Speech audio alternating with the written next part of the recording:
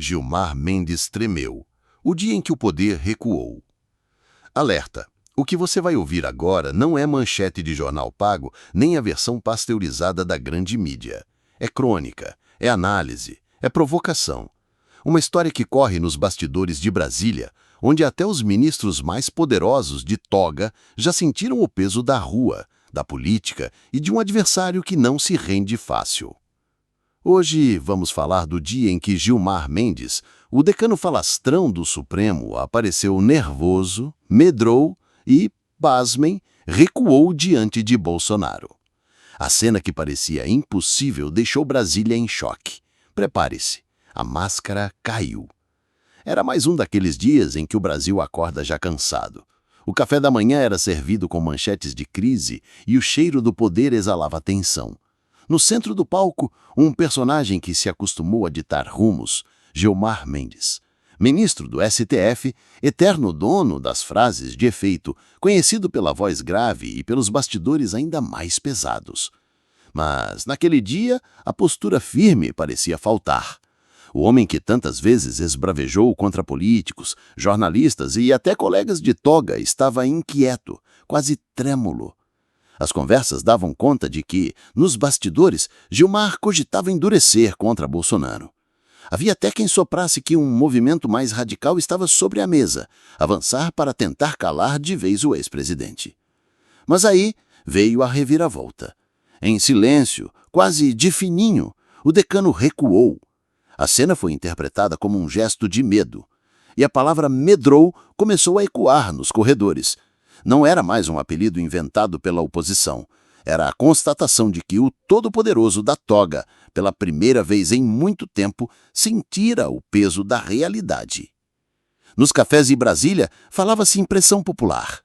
Bolsonaro, mesmo fora do Planalto, ainda arrasta multidões e comanda uma militância que não dorme. Uma decisão mais dura poderia incendiar as ruas. Outros apostavam em pressão política. Aliados no Congresso se mexeram, recados foram enviados e o custo de esticar a corda parecia alto demais. E, é claro, havia o fator internacional.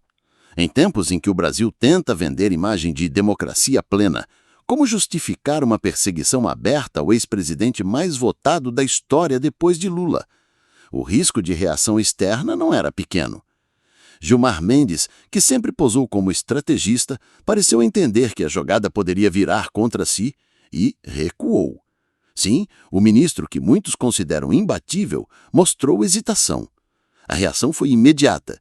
Nas redes, a base bolsonarista comemorou como se fosse um gol em final de Copa. Gilmar tremeu. Deputados repetiam em coro.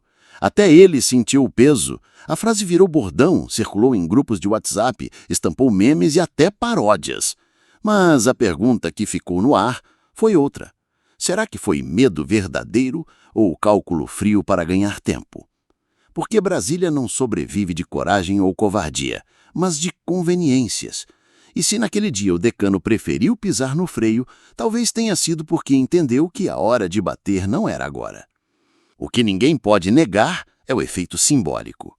Pela primeira vez, Gilmar Mendes deu sinais de vulnerabilidade diante de Bolsonaro. O intocável recuou. E isso muda o jogo. No Congresso, parlamentares cochichavam. Alguns se perguntavam até onde iria essa disputa. Outros, em silêncio, sorriam. Se até Gilmar sentiu o peso, talvez não sejam tão absolutos assim. Mas a grande questão permanece. Foi apenas um tropeço isolado ou o início de uma rachadura maior no poder de toga? O futuro dirá. O que já ficou registrado na memória política é simples.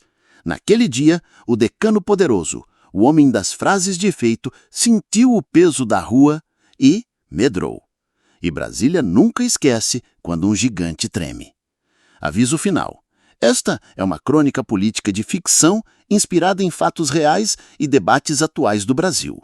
O objetivo é provocar reflexão e pensamento crítico, não servir como registro jornalístico oficial.